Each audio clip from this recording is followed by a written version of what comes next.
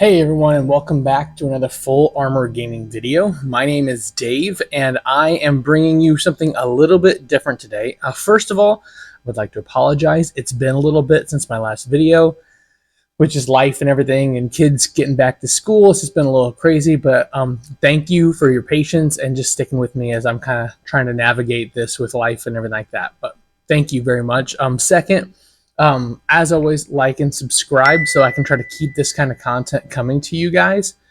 And it kind of lets me like express the cool stuff I've got in my mind. You know what I mean? And I just really enjoy doing it and sharing it with you guys. But today, what we're going to be doing is something a little bit different. I want to walk us through what it looks like to discover the character that you want to play. Like everyone always thinks about, how do I want to build my character? How do I want to, what class do I want to go? What race do I want to go? And those things are all super important. But what I want to talk about today is kind of discovering who you want that character to be, and just some things that I do that kind of help me discover or figure out who I want this character to be. So obviously, like, first things first, know the setting. Know the setting that you are going to be playing in. That always can make a big deal. If you're going to be playing in a setting that is, maybe geared around city, stuff like that. I'm not saying you can't play a druid. Just know that sometimes it might feel a little bit weird, almost like you're trying to force something into an area that they don't really feel comfortable in, like a normal character wouldn't. I'm not saying that you can't. I'm just saying that sometimes it just doesn't always flow the best. If you're going to be playing a campaign that is not very role play heavy, understand that. You may still want to play a bard, but if you're not going to be doing a lot of role playing or actually talking to people and just mainly just combat from then on out, there's certain aspects of the bard that you end up missing out on, that kind of stuff. So that's always the first thing. I always like to know, what is the setting that I'll be playing in. Second is I always try to think about a character that I enjoy watching, either in a show or I enjoy following in a book or something like that. And then I think, is that something that I would like to role play as in a game? Sometimes it happens like that. Other times you just kind of stumble into stuff. But you always think that kind of stuff through and think it's like, hey, it would be really cool to be this, or be really cool to be that. So always try to think of something that pops out at you. If there's like a certain thing that's always like a certain, character in a novel or in a movie or in a show, that's always really stood out to you, and you like, they are super cool. I think it would be so much fun to role play as them. Steer into that. Like, lean into what makes you comfortable, what makes you feel like you're having fun. You know what I mean? Find something like that. I'm not saying like completely like carbon copy, recreate that person, word for word, but get inspiration. As an illustration for me, just to kind of put stuff into perspective, my kids love SpongeBob. So I'm constantly listening to the pirate at the beginning of every single SpongeBob episode. So I find myself walking around saying things like, "Are you ready, kids?" and stuff like that. And so I end up inadvertently talking to my kids as that character a lot. And so one day I thought, you know what? That'd be really fun to play that as a character. And before you know it, I had come up with Scory Stoutframe.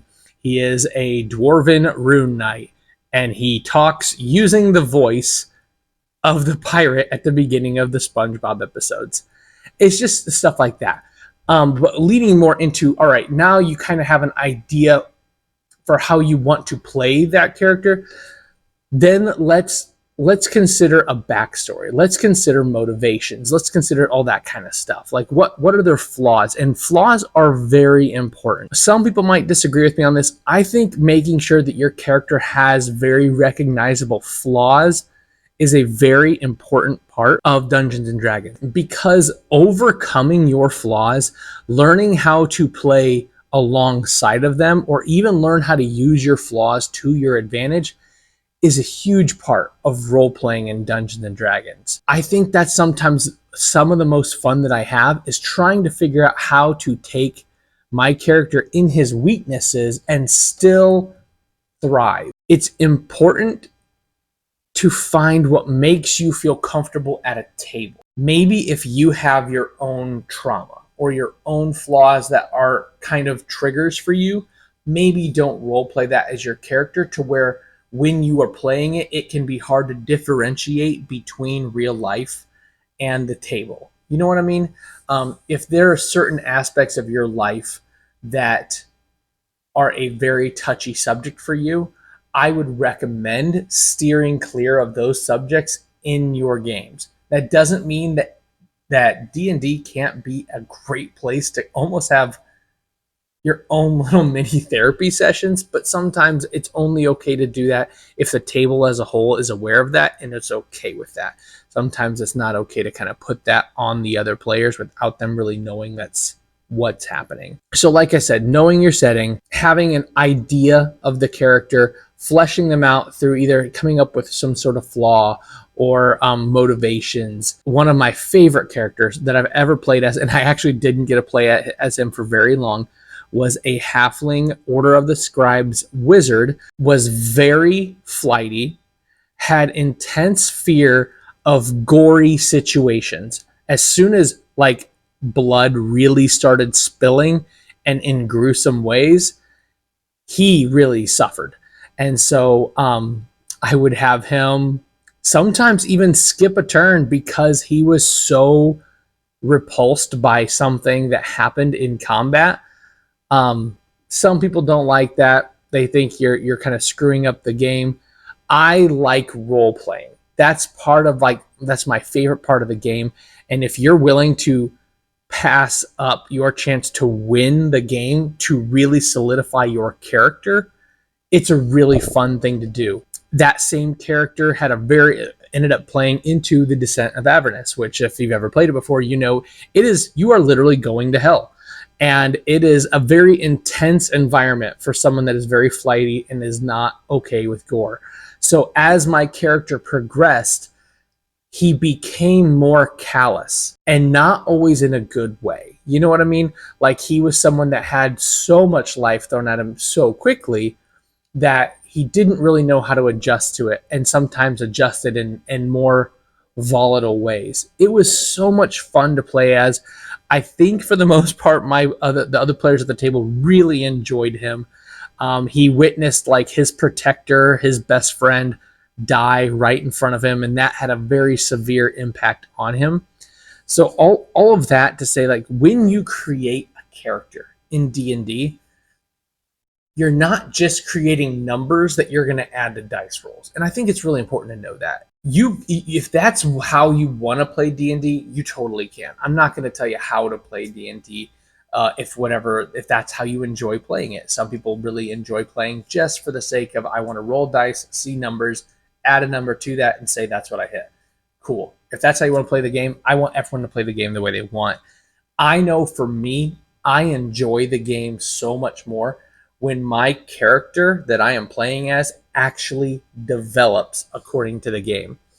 I think it's also a ton of fun to let the game kind of decide how you build your character. If you're playing as somebody that I like to multi-class into a whole bunch of different things, then work with your DM to actually make that work in the story, as opposed to, hey, we're off doing this one thing and we're doing it forever, but every time you take a level, you're taking it in a different class. It's like, well, how does that make sense in the game?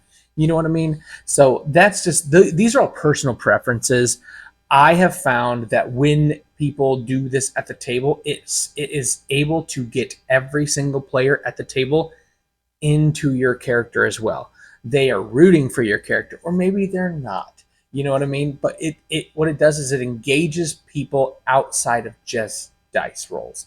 And I think that is the most beautiful part about D&D, is whenever you have a table full of people and we're sitting here together and you're watching people develop, maybe just as a character, but sometimes even more than that. And that is a beautiful thing to watch. Also, it's great whenever you can maybe try out being a character, maybe being an attribute that you wish you were more of in real life. play a character that's really good at that. It's a good way to help you role play out what it feels like to be like that. So maybe you're someone that really struggles with self doubt or second guessing yourself.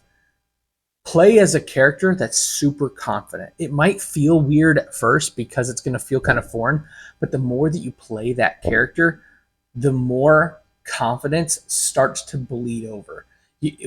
You have that moment of trying it out, realizing, hey, this is actually really cool. I actually really enjoy doing this. And you get to just almost test drive what a confident life feels like. I'm not saying it's as simple as play 1 or 2 games of D&D and you're a confident person now. I'm not saying that, but what I am saying is that it can help. So these are all things that I do when it comes to trying to figure out who I want to play. Figure out the character, I figure out the idea of a character, I figure out how I want to play them, and then I figure out what are their flaws, what are they good at, what are they not, what are some fears that they have, what are some aspirations that they have, what do they want to do, and then comes the fun part of a backstory, figuring out what has happened in their story that's led them up to this point. I had a character once that was a cleric, but his wife was unalived, and when she was, he tried to utilize his power to fight off his attackers that had injured his wife, and in doing so, he noticed that they were also clerics of the same god he was. He took a lot of vengeance against that. He was very upset about that. He renounced that god that he was serving at that point. And then at that point, someone came along and made him a deal that, hey, I can save your wife. I just need you to do a couple things for me. And he discovered all new powers that way. Cool little backstory. At that point, I'm a warlock. You know what I mean? So you can kind of figure out what works for you. The character create, and anyone that plays D&D can probably attest, character creation is some of the most fun of D&D. It's figuring out a character, figuring out how you want to play them. I played as a Emerald Dragonborn. They are very telekinetic, and so his whole tribe that he grew up with, they were all telekinetic. He very rarely ever spoke out loud. So the only time that he ever spoke out loud was with this traveling merchant gnome, who just because I am a little self-conscious and this is a YouTube video and it's going out to the whole world, I probably won't do the voice, but essentially he was the bat from Anastasia, and he talked with a really high-pitched voice like that. Even though he was this almost 6.5 foot tall Emerald Dragonborn barbarian, you would not expect that voice to come out of him, but he's just mimicking the only voice he had heard. It's just that kind of stuff. It's goofy. It's funny. I enjoy some goofy characters. I have some serious characters. It's all about kind of how you're feeling, you know what I mean, whenever you create them. And then, how you want your campaign to be. If you're in a campaign and you notice everyone else is playing serious characters, check with everybody else before you bring like a goofball character. It might throw off the vibe everyone else is going for. Other than that, what are some ideas that you guys have had for some cool characters? This is honestly my favorite part of D&D, is hearing other cool characters that people have come up with. And I just think it's fascinating. And it tells you so much about people in general. You know what I mean? By the characters that they want to play and they want to build. So that's it. That's all I got for today. Thanks so much. And I'll see you guys in the next one.